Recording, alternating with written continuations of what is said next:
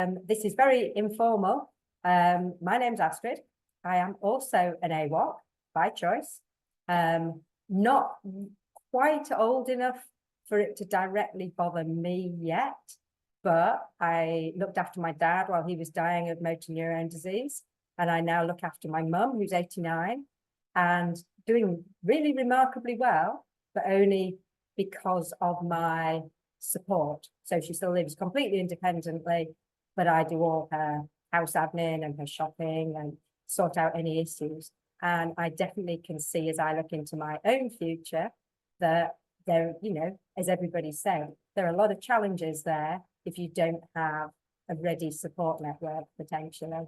So it's something that I really understand, and I think it's excellent that there is this group that helps people find some kind of common ground and help support each other. From an assisted dying point of view, so I'm here representing an organisation called Dignity in Dying.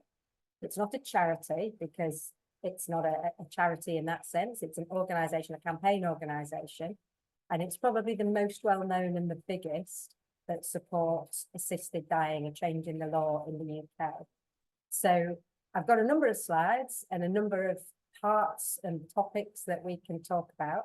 I'm not in any way saying that I am the expert on this topic, but I can try and answer any questions, and I know a reasonable amount because of the association I have with the organisation. There are other organisations that also are looking for a change in the law. The next most well-known would be My Death, My Decision, who's looking for a slightly different change in the law, but we'll talk about that as we go through the slides. My reasons for supporting, and I'm kind of the lead campaigner. So the Yorkshire group covers a really massive area, and we have about 200 people on our mailing list from right up north to kind of way down South Yorkshire. And I'm what's called the lead campaigner. So I kind of send out the information and the calls for action, and we do occasionally try and do things or have events like this where we can actually come and talk to people. It's all voluntary, so it's based on how much time I can find. Choice has always been really, really important to me. I'm a person who believes you can change your life depending on what you do.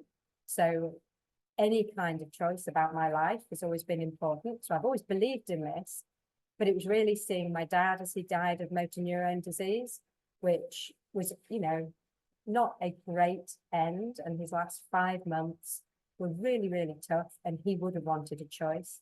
He was far too ill too quickly to travel to Switzerland, so it wasn't something that was available. And then shortly after that, my sister-in-law died of oesophageal cancer at only 56. And that was a really bad death. She was a nurse, and despite, you know, best palliative care efforts at the hospice, they couldn't really control her pain. And she had a death that really she would not have wanted. So for all those reasons, it's something that's really important to me. Do stop at any point. We will have questions at the end. And the order that I'm going to go through these slides, you know, I might be surprised by the next slide coming up, so it's fairly informal. Just bear with me and ask if there's any questions. So Dignity in Dying and an organisation is campaigning to end the blanket ban on assisted dying that currently exists in the UK.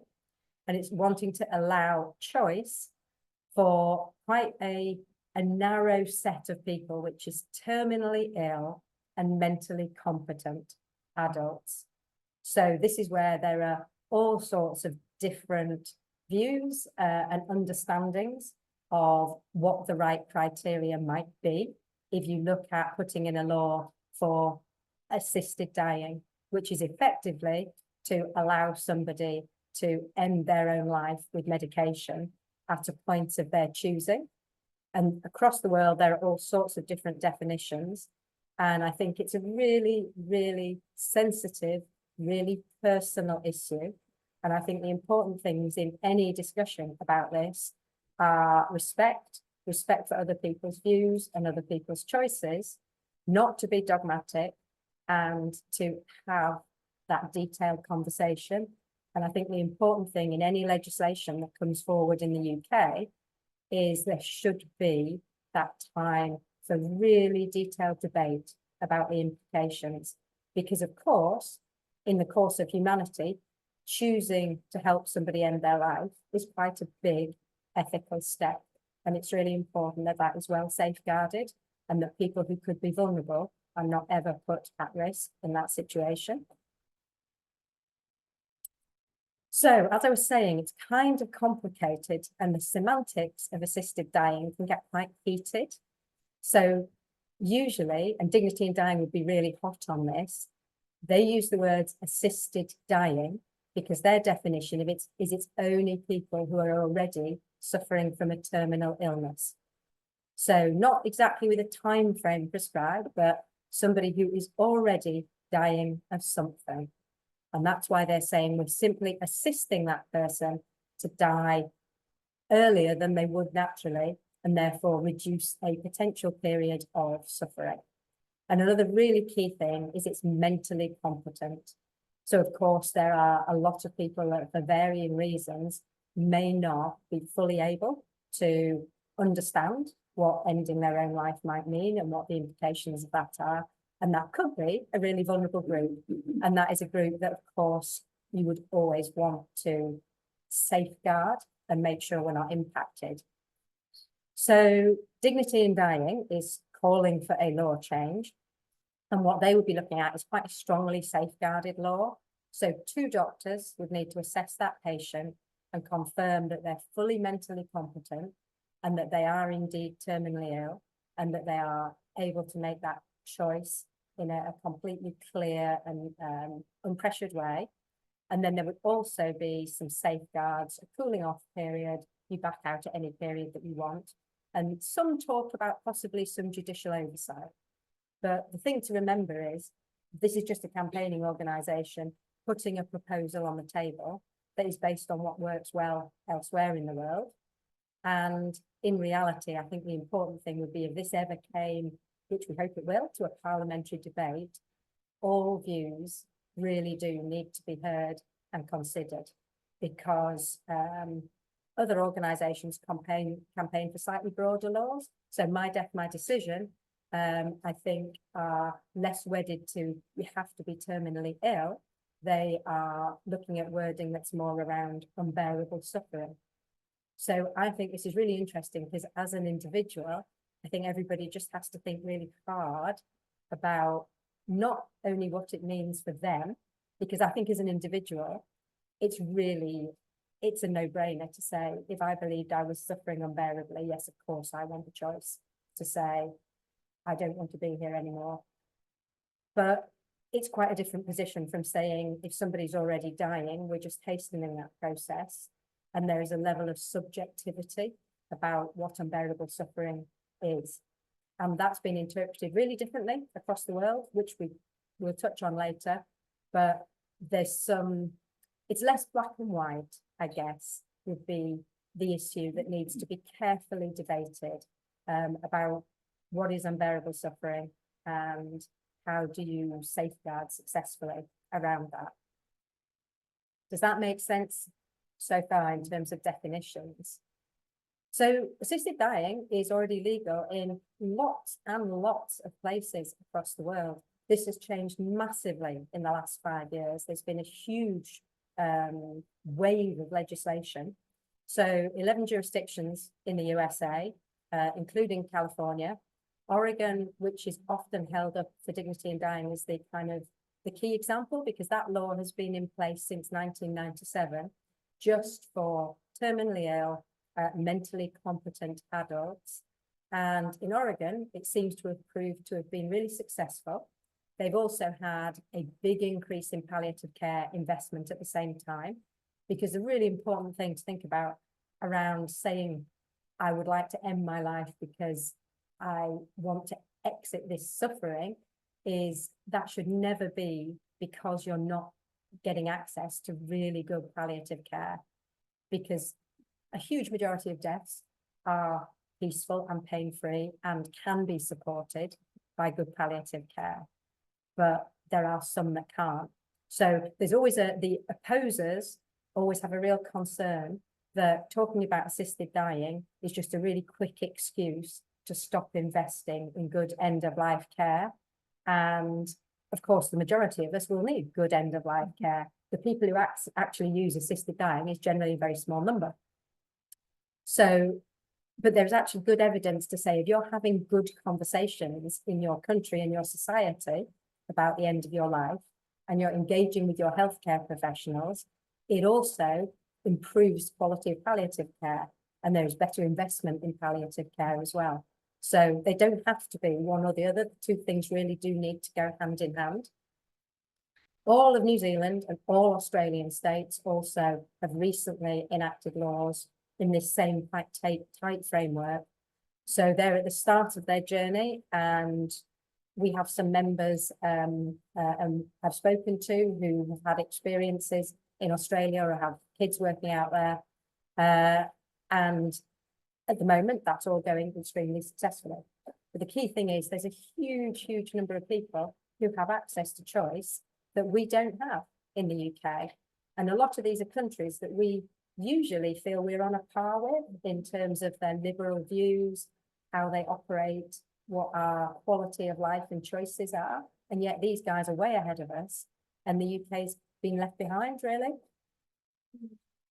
The broader laws that I mentioned are also in place in quite a lot of other countries. You will all probably have heard of Switzerland. Dignitas is the most well-known clinic in Switzerland that supports quite a narrow definition of an assisted death. But there are other clinics, Life Circle and Pegasus, also in Switzerland, and they do not require that somebody's terminally ill. They just require proof that you have unbearable suffering, that subjective phrase. So there's also two things that are often quoted, I guess, by opposers, as Canada have had a law made medical assistance in dying for quite a lot of years.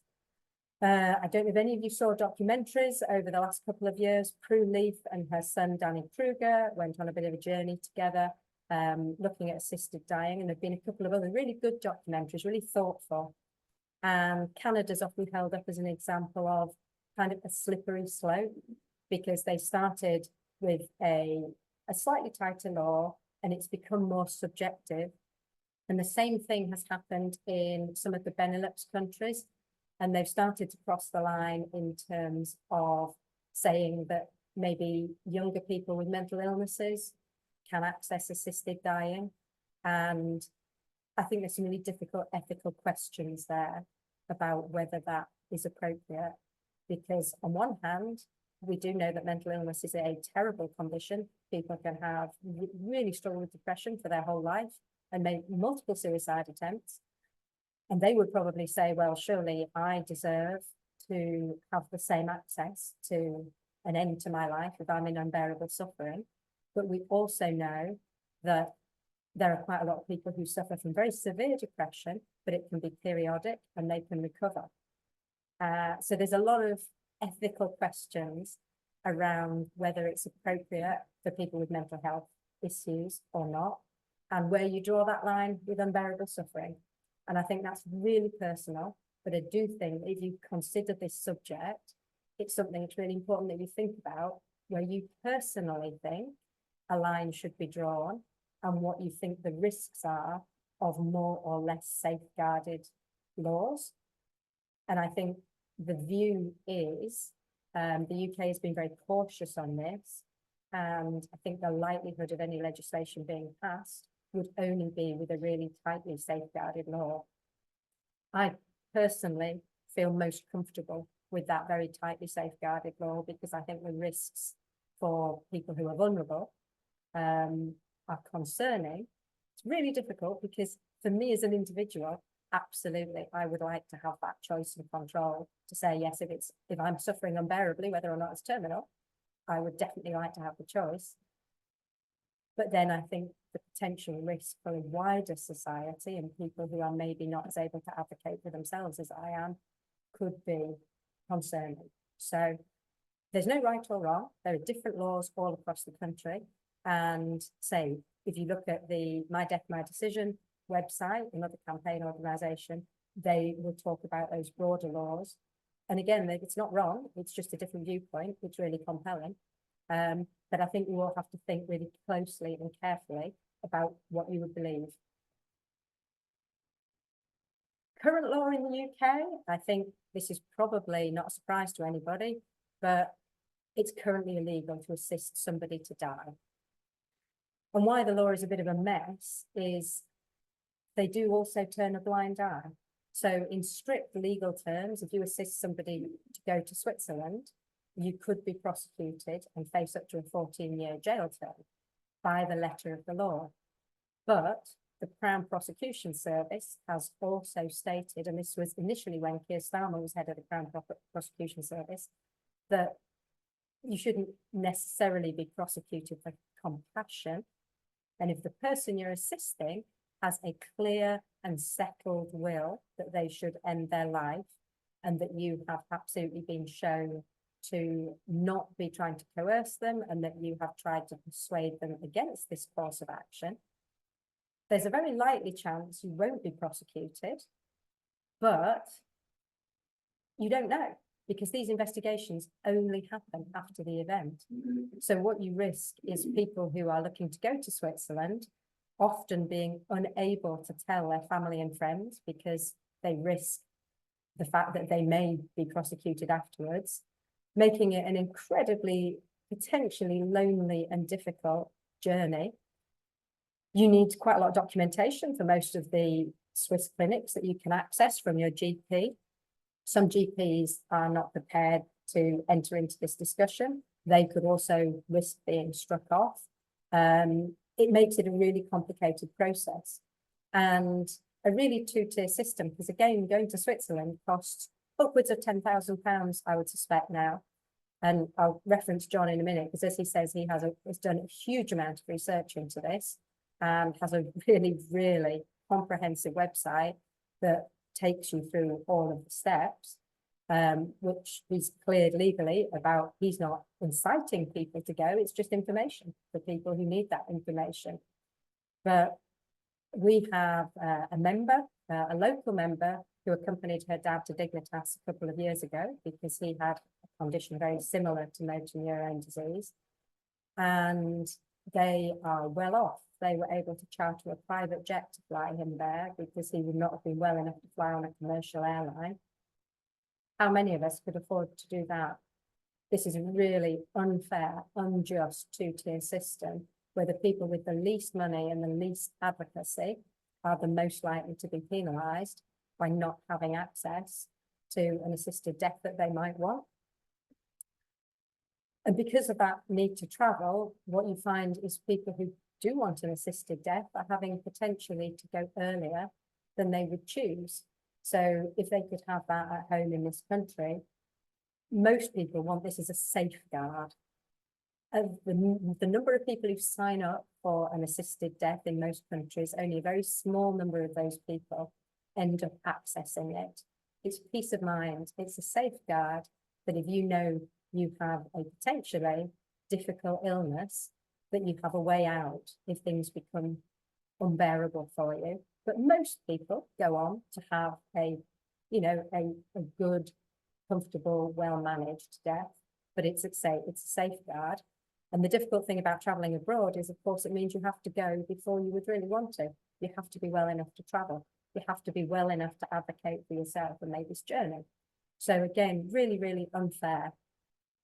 It just means it's a very, very difficult process and puts people off, I think, from the very start.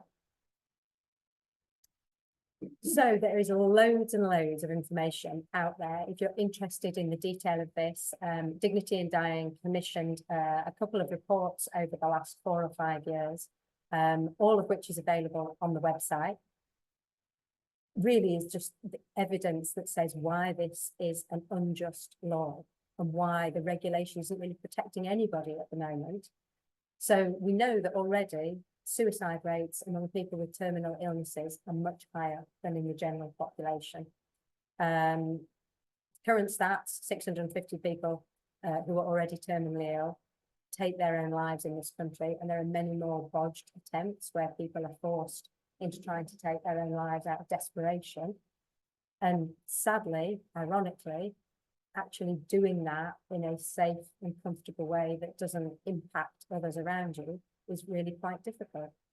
So we know many cases where people have tried to commit suicide, and it's not been successful, or people have been prevented. A particular story that you would have probably seen in the press, which I think is particularly heartbreaking, was back in 2015, a gentleman called Dennis Eccleston, who was 79, was diagnosed with terminal bowel cancer.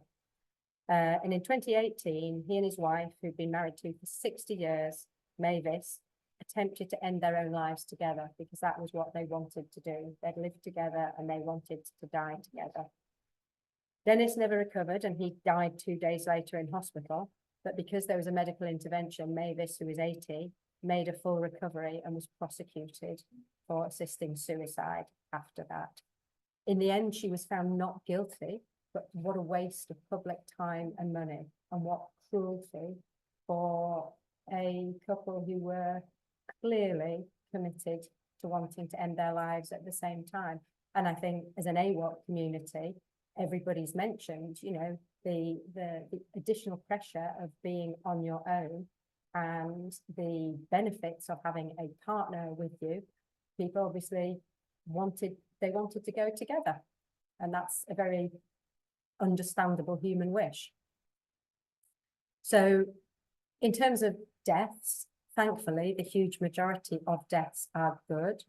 But because in this country, we're not great at talking about it, unfortunately, I don't think a lot of people realise that actually there are still quite a lot of deaths that are not able to be managed and controlled as well as you would like.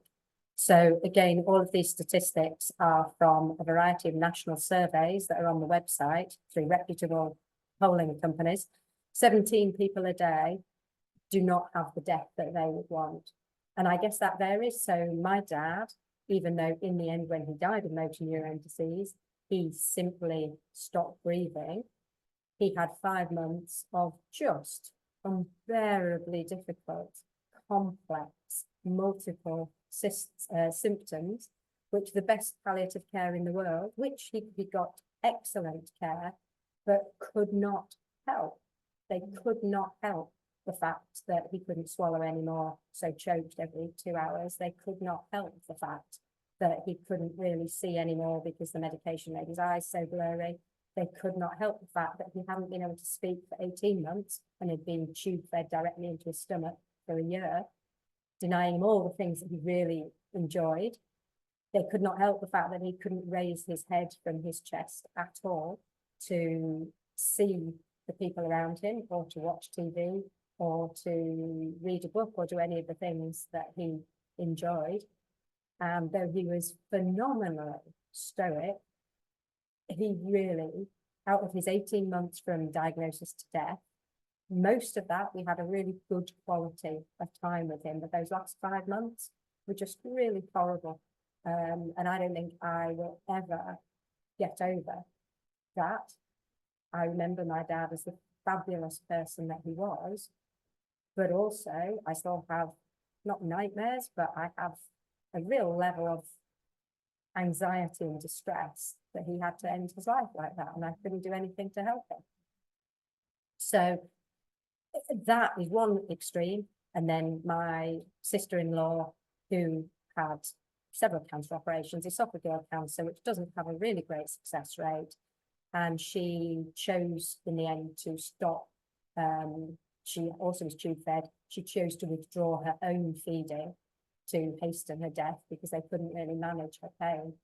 And one of the things I find really hypocritical is towards the end of life, as my dad was offered, your medical professionals may well offer you that you can just stop eating and drinking and therefore starve yourself to death, which is what Alison did. And that is perfectly acceptable in our current medical establishment and is the only choice you are really offered. And they will say, oh, we can try and manage that for you, and It might take 10 days to 3 weeks, and we'll try and make sure you're not suffering. But to me, the hypocrisy of saying that is an acceptable choice, but not letting somebody just make that choice and say, okay, you can do it at a time of your own choosing, as you like, painlessly, is unbelievable. I just find it horrifying. So a lot of things to consider there about why it's important to have choice. And then the other thing is this two-tier system. We do have about one person a week who manages to go to Switzerland to have an arranged death as they would like. But again, as we've touched on, you have to be able to do that. You have to be able to manage that and afford that for yourself, which is not necessarily easy. How much nicer to be able to do it at home with your loved ones, or in a hospice, or a place of your choice. So the law is really broken at the moment. It says it's illegal, but it kind of turns a blind eye, and then it lets us kill people off if we think it's suitable, but only if they just fancy starving themselves to death. So not a really a clear position. You probably have all seen in the media over the last year a huge amount of publicity and some public figures that have really backed this campaign. So Prue, Leith, Esther, Rantzen and Diana Rigg all came out and really vocally backed assisted dying. Diana Rigg sadly has died, but she talked a lot about the fact she didn't really want the death that she had. Esther Rantzen obviously has said she has stage 4 lung cancer and is a member of Dignitas, so you have to join all these organisations in advance. She's a member and would consider going to Dignitas rather than suffer a prolonged death here. And Prue Leith has said the same.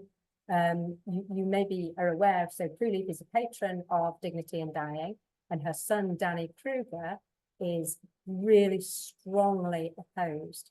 He's on the, I think, Care Not Killing is the opposing organisation, and he's the chair of that. And the documentary that they did together exploring this subject, again, I thought at the end was really interesting, because they were sat talking, agreeing to differ, and Prue said to Danny, but if I wanted to do this, you wouldn't stop me, would you? You wouldn't make me suffer. And he said, oh no, you know, of course not. Well, that's fine, just for your mother then, but you're denying everybody else that choice. So I thought all his arguments fell down at the last stand. So all this publicity had resulted in a couple of petitions, which had been doing the rounds online, both of which Esther's, the one that was championed by Esther and the one that was championed by Prue, got well over 200,000 signatures, and led to a debate in Parliament earlier this year, which was phenomenally well attended, and the majority of people there spoke in favour. So there is a sea change, I would say, but we'll maybe come back to that.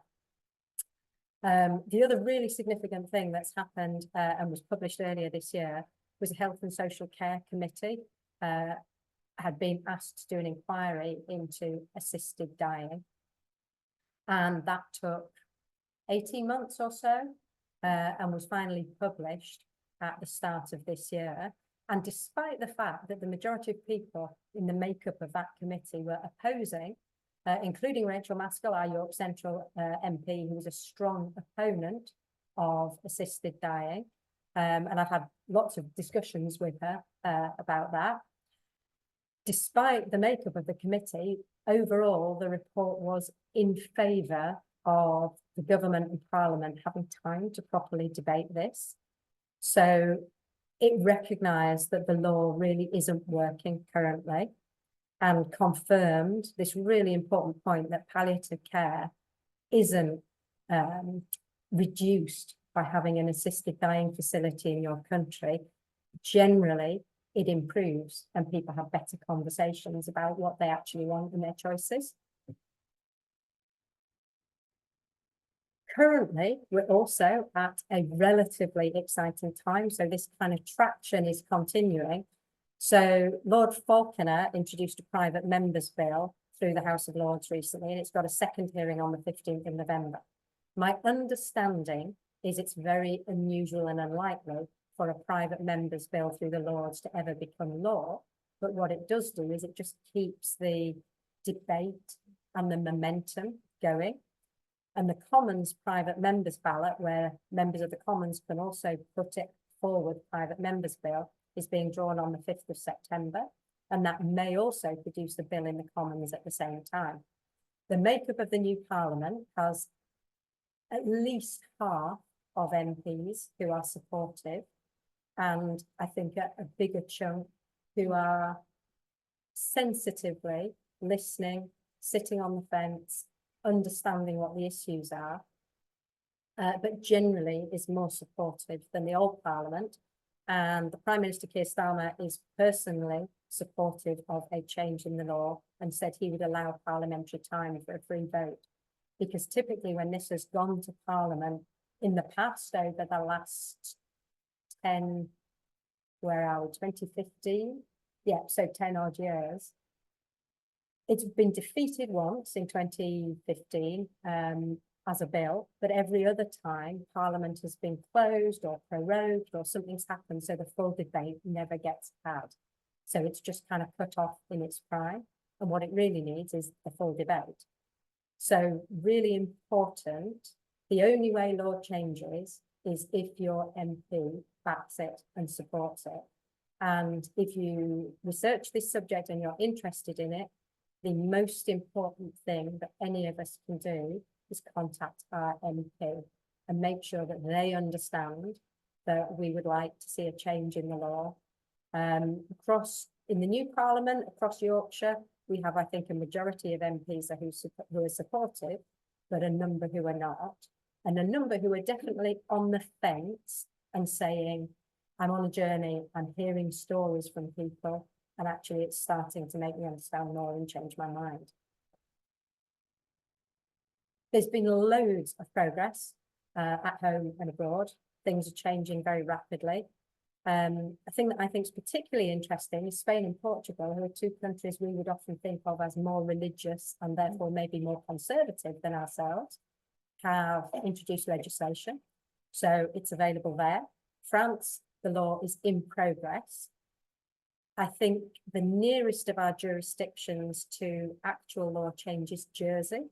I think they've gone through most of their parliamentary stages and they need a royal warrant of approval, which looks likely to come, but there are also bills going through in Scotland, in the Isle of Man, and in Ireland. So there is a lot of traction and a lot of debate. Whether all these will actually, in the end, be passed or whether they'll be subject to amendments, not sure yet. But you can see we are really lagging behind in the UK, in England, not having this on the table as a debate. And I just wanted to touch on both really faith and disability to an extent. A lot of people have concerns that it maybe is in contravention of any faith or religious views that some people have. And yes, you would have to say, for example, I think Islam would explicitly say it would be wrong to end your life.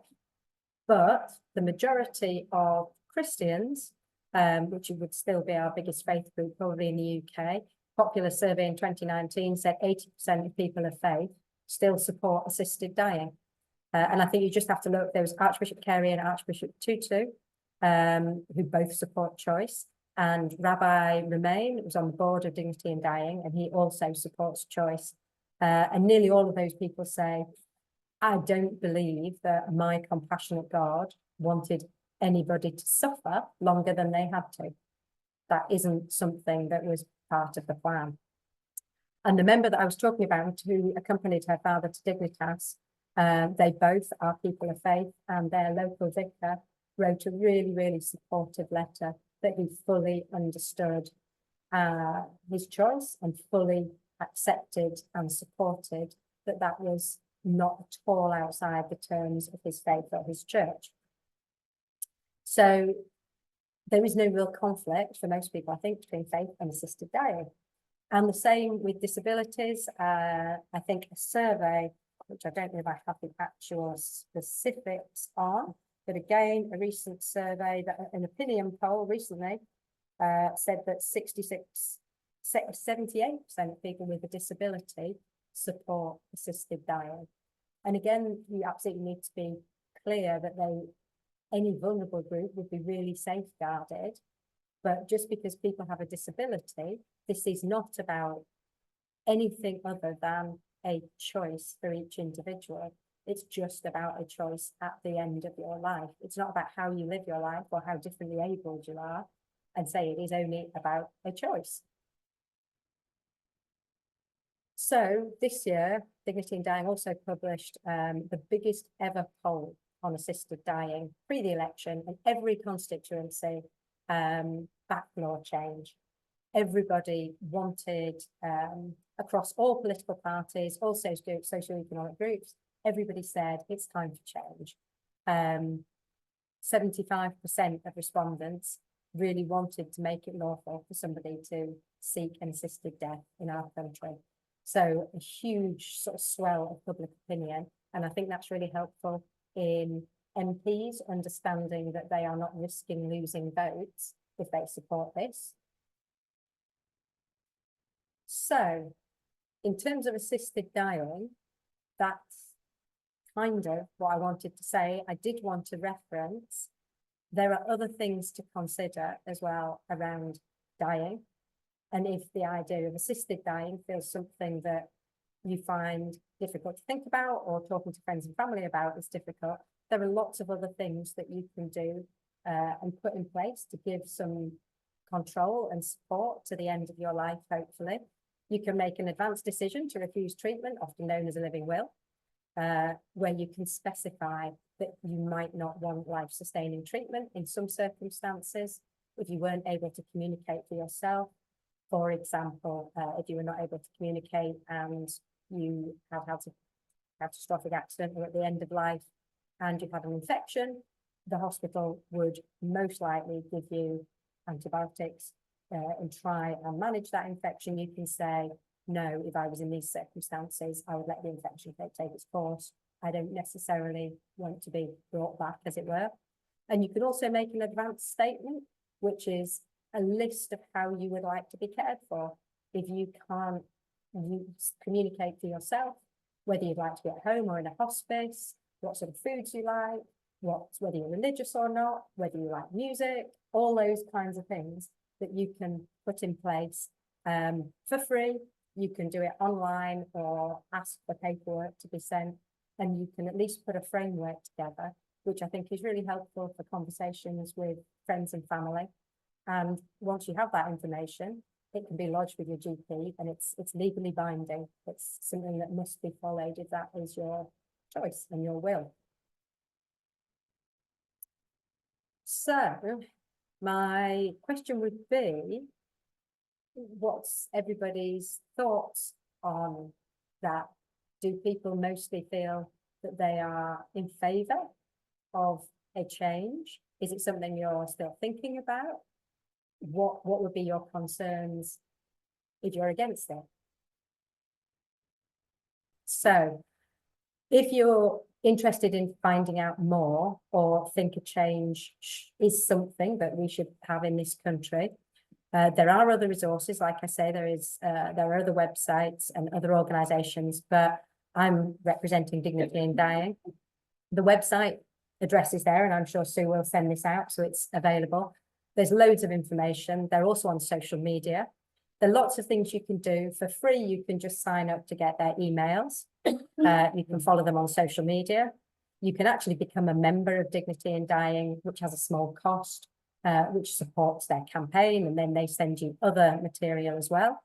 You can join me and the other people in the group, like Sue and Anne and Vicky, who are locally members, where we try and communicate actions when you should write to your MP, try and occasionally get together. Again, that's for free. If anybody wants to do that, there's a sheet on the back table, and you can just leave your name and your email address, and I'll send you a welcome mail, and you can choose then whether you just have the communication from me, which is literally just me. It's not an organisation, it's just me writing an email to you saying, this is what's going on, and do you want to write to your MP, or can you help us by coming out and doing some leafleting or something? And then really the important things for me are talking to people, certainly writing to your MP, because that's how we get change, but really starting by talking to your friends and family. That is the most important thing in terms of getting more people thinking about this issue and talking about it, and not being afraid to talk about death, because in this country, we have really separated ourselves from death. We've made it very medicalized and something that happens in a hospital away from other people, whereas in probably a majority of countries in the world still, it's much, much closer to home. People stay much, much more involved with people as they're dying. And those deaths often still just take place at home with much less medical intervention than we have, because as we've made medical advances, inevitably, we are trying to keep people alive. And sometimes that isn't always giving a quality of life that is the best quality of life at the end of people's lives. So I think it's really important, mostly, talk to other people about yourself, but also about the campaign and what their views are, and encourage them to get involved. So this information will be out there, and say it will all be sent out by Sue, as usual, afterwards with her excellent administration. So I think that's it. Check out the website. And I think if we close, and then we could hopefully have any questions or a chat. Yeah. Lovely. Thank you very much indeed. Excellent.